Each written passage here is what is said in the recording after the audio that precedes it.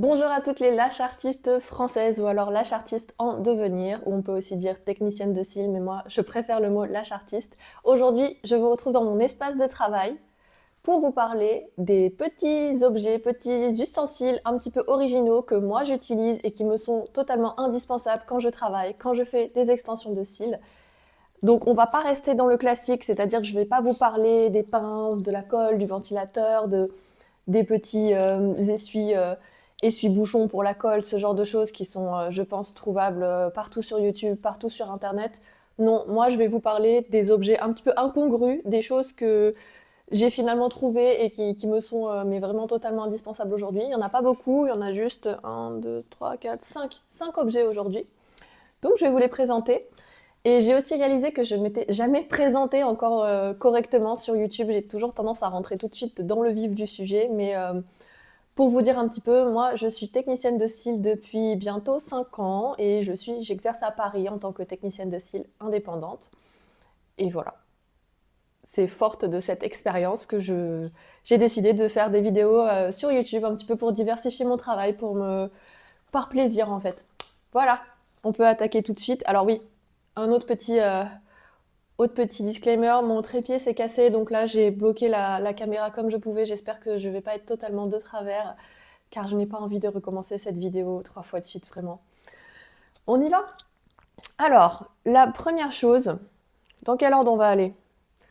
On va commencer par un classique. Vous en avez peut-être déjà entendu parler, mais moi, cet objet est indispensable, vraiment. C'est un objet auquel on ne pense pas quand on commence les extensions de cils. On se dit oh, j'achèterai ça plus tard, c'est pas forcément nécessaire et tout.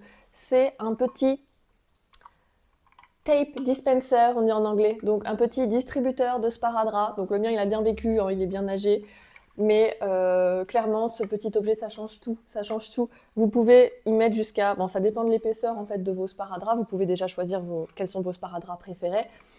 Ça pourrait d'ailleurs être le sujet d'une vidéo, mais j'utilise le tape dispenser depuis 4 ans, depuis que j'ai commencé, parce que j'avais vu une youtubeuse américaine qui en parlait dans les petits objets pas chers qu'on peut acheter vraiment n'importe où, Amazon, Temu, tous les sites, n'importe lequel. Après, il faut quand même que ce soit du solide parce que vous allez voir que vous allez l'utiliser tous les jours à chaque cliente. Donc voilà, le petit distributeur de sparadrap comme ça, aucun effort à faire. Vous tirez juste votre sparadrap et hop, vous pouvez déchirer comme ça grâce aux petites dents là. Vous avez même 2 types de dents là, je vois. Moi, je me suis même pas vraiment intéressée à ça. Tout ce que je sais, c'est que c'est super pratique et que c'est l'un de mes objets les plus importants quand je fais des extensions de cils, mais personne n'en parle. Donc, premier objet, le tape dispenser que vous pouvez acheter, mais alors n'importe où. Vraiment, pensez-y. Une fois que vous aurez trouvé les sparadraps qui fonctionnent avec vous, ce que vous préférez et tout, vous allez avoir besoin de les avoir à portée de main, de pouvoir très vite les déchirer, la taille que vous voulez. Voilà, ça simplifie la vie. C'était le premier objet. Qu'est-ce que je vais faire de ce bout de scotch maintenant? Poubelle, poubelle. Elle est là, elle est en dessous. Hop. Hop. Alors, deuxième objet. Deuxième objet. Mais alors là, je pense que celui-là, c'est le plus incongru. Mais qu'est-ce que c'est que ça? Ceci. Ceci est une boîte. Voilà, ceci est une boîte vide en plus. Hein. Ceci est une boîte en carton complètement vide. Voilà. Il y avait autre chose à l'origine dedans. Alors pourquoi une boîte? Et en plus une boîte de ce format-là. Vous voyez le format, l'épaisseur. Et un carton plutôt solide, hein, ça pourrait être du plastique, ça m'irait aussi. L'important c'est que ce soit solide et que ça ait à peu près ce format-là. Pourquoi c'est vital la boîte? Parce que quand je travaille, j'ai besoin de poser ma plaquette de cils sur un support dur et surtout quand je vais faire les bouquets. Parce que moi je fais le volume russe à la main avec la technique on fait les fans directement, enfin on fait les bouquets directement avec la pince sur la plaquette de cils, sur la bande. Et donc j'ai besoin d'un support. Donc en fait, quand je travaille, la tête de ma cliente est ici, moi je suis un petit peu plus haute comme ça, et je pose mes cils ici, parce que je suis gauchère. Et en fait, ce support-là, ça me permet d'avoir vraiment un support dur. Si j'étais directement sur le coussin, ou alors sur la table de massage, enfin sur voilà, le support que vous avez, en général, c'est trop mou, et ça va vraiment vous gêner. Vous avez besoin d'un support solide pour faire les bouquets, et on ne le dit pas assez. Parce que quand on s'entraîne en formation, on va faire les bouquets sur une table, sur un bureau, mais en fait, quand vous êtes avec une cliente, évidemment, l'installation n'est pas la même et en général, vous avez un lit plutôt confortable et donc plutôt mou. Et ça, bah voilà, c'est vraiment. Mais vraiment, si je n'ai pas ça, je ne peux pas faire de pause volume. C'est ma petite boîte en carton. Donc vous pouvez prendre n'importe quoi. Là, c'est vraiment c'est le hasard qui a fait que je me suis dit, tiens, et si j'essayais ceci? Je pense qu'avant, j'avais un livre en fait. Au début, j'avais clairement un bouquin, je pense. Mais là, j'ai trouvé cette boîte de remplacement. Elle me convient parfaitement. Et c'est l'un des objets les plus précieux pour moi après ma pince volume. Parce que c'est difficilement remplaçable d'avoir une boîte au bon format qui nous convient parfaitement. Voilà. Donc, boîte, support solide pour faire les bouquets de volume. C'était mon deuxième objet. On attaque avec... on va alterner un petit peu, bon j'en ai plus beaucoup, hein, il en reste que 3, mais on va alterner un petit peu entre objets vraiment, vraiment inattendus et peut-être un peu moins inattendus. Ouais. On va parler du booster. Mon troisième indispensable. Alors cette fois c'est un produit. C'est un produit et c'est un booster. Donc celui-ci c'est le Lash Pro Secret que j'aime beaucoup. C'est mon booster préféré, le Magic Boost de Lash Pro Secret. Je l'avais reçu pendant une convention de cils. En plus, j'y suis allée 2 ans d'affilée. Je l'ai eu 2 ans d'affilée en cadeau, mais clairement, et en plus, ça me fait une durée, mais mon Dieu, avec ça, je fais 6-8 mois, vraiment presque un an de cils. Hein. C'est une toute petite bouteille, mais elle contient beaucoup de puissance. Et vraiment, c'est un produit que j'aime beaucoup. Avant, j'avais le London Lash Pro et j'étais moins fan. Voilà, il fonctionne aussi, mais je sais pas, je suis moins fan, je le trouve pas aussi efficace. Donc, qu'est-ce que c'est un booster? Un booster, c'est un produit qu'on va appliquer. Je vais essayer de vous montrer un petit extrait dans la vidéo. C'est un produit qu'on va appliquer sur la bande de cils avant de créer des bouquets de volume. Ça va permettre de cristalliser les fans plus rapidement, les bouquets plus rapidement quand vous faites vos bouquets à la main.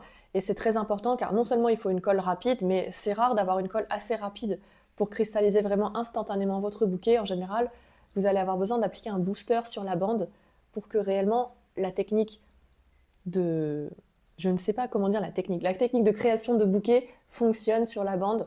Voilà, c'est mon produit indispensable. Idem, je ne peux pas faire de volume, donc je ne peux pas faire de volume sans ma boîte en carton et sans mon booster. Vous voyez, ça change des histoires de pince et de colle, je pense. Donc petit booster, vraiment très important. Objet suivant. On va d'abord parler de ça. Mon objet suivant, c'est ceci. Ceci est un coussin, enfin un oreiller à mémoire de forme pour bébé, pour nourrisson. Voilà, donc il est, comme vous pouvez le voir, très très fin. Il est très très fin. Et je l'ai depuis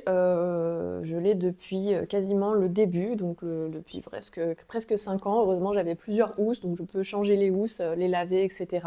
Mais ceci, c'est mon indispensable pour les clientes, pour le confort des clientes, parce que je déteste, personnellement, je trouve ça très inconfortable d'avoir les coussins avec la forme de la tête, vous savez, qui est complètement coincée, et les rebords. Alors, vous avez les bords sur le côté qui sont peut-être pratiques pour travailler, et encore, je trouve pas, je trouve que c'est trop haut. Et je trouve qu'en tant que cliente, il y a un côté anxiogène à avoir la tête complètement coincée dans un coussin qui est semi-rigide.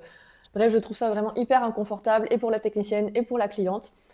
Et en même temps, au début, j'avais une table donc toute plate. Aujourd'hui, j'ai un super fauteuil qui a des bons gros coussins, moelleux, mais cela dit pas assez moelleux. Et quand j'avais une table, alors j'avais un matelas également à mémoire de forme, mais c'était plat.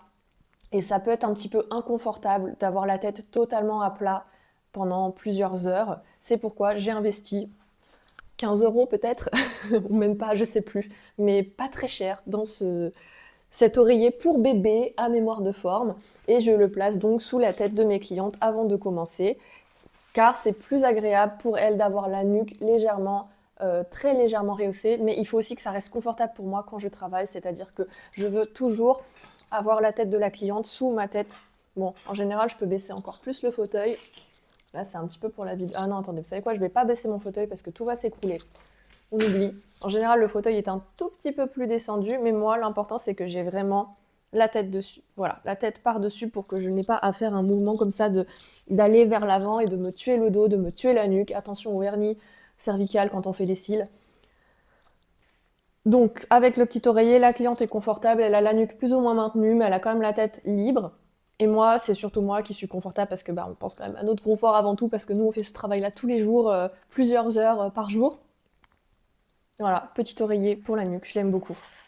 Je l'aime beaucoup et c'est mon indispensable. Vraiment, finalement, quelle que soit l'installation que j'ai beau changer de siège, changer de lit, changer tout, et ben lui, je ne le change pas parce que j'y reviens toujours.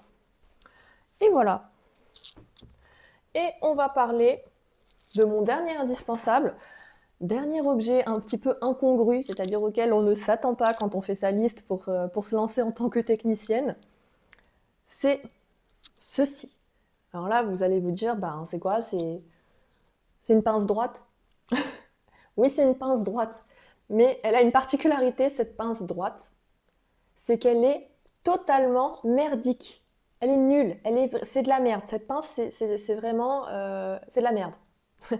Et je l'ai reçue à ma toute première formation, ma formation initiale en extension de cils, que j'ai faite donc il y a bientôt 5 ans. Et c'était une qualité très médiocre, voilà. Donc je ne l'ai jamais utilisée pour faire les cils. Jamais, jamais. Elle est vraiment nulle. Elle est vraiment nulle parce que elle est toute ronde en fait. On dirait comme ça, vu de loin, qu'elle est pointue, mais en fait, elle n'a pas du tout assez de pointe.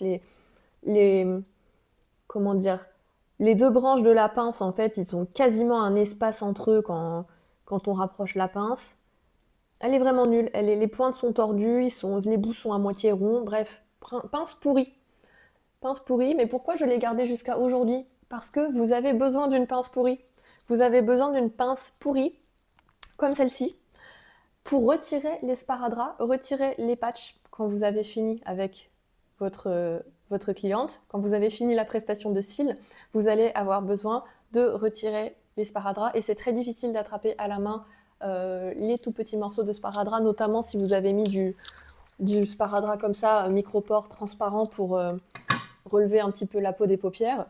Vous n'allez pas réussir à attraper le bout pour le décoller. Donc l'idéal, c'est d'avoir une petite pince. Mais les pinces normales, donc les pinces de qualité, ont des bouts très très pointus. Donc vraiment, à peine en effleurant la peau de la cliente, on peut vraiment leur faire mal parce que c'est pointu.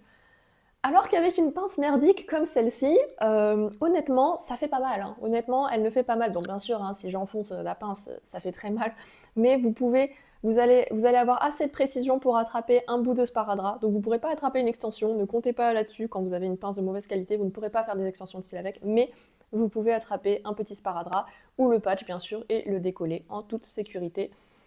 Voilà pourquoi je ne la jette pas depuis plusieurs années. Cette pince, c'est mon acolyte et mon indispensable quand je fais des extensions. Et voilà, donc aujourd'hui c'était juste pour vous parler de ces petits ustensiles un petit peu originaux que j'utilise. J'espère que ça vous a plu, j'espère que ça vous a appris peut-être des nouvelles choses, que ça vous a donné envie d'essayer des nouveaux objets. Et aussi parfois de croire votre instinct, de croire votre feeling. Hein. Parfois vous vous dites tiens, il y a un truc dans mon installation, j'arrive pas, ça va pas, j'ai besoin d'un support. Prenez n'importe quoi, prenez un livre, hein, ça ira très bien. Si vous voyez que la cliente, finalement au début vous avez investi dans un coussin, quelque chose de correct et tout, de vraiment fait pour les extensions de cils, mais finalement c'est pas confortable pour vous, c'est pas confortable pour la cliente. Pensez à voilà, un coussin pour bébé, des choses comme ça. Suivez votre instinct et voilà, et je vous retrouve bientôt pour une nouvelle vidéo, toujours sur les extensions de cils. J'ai hâte de vous retrouver. À bientôt!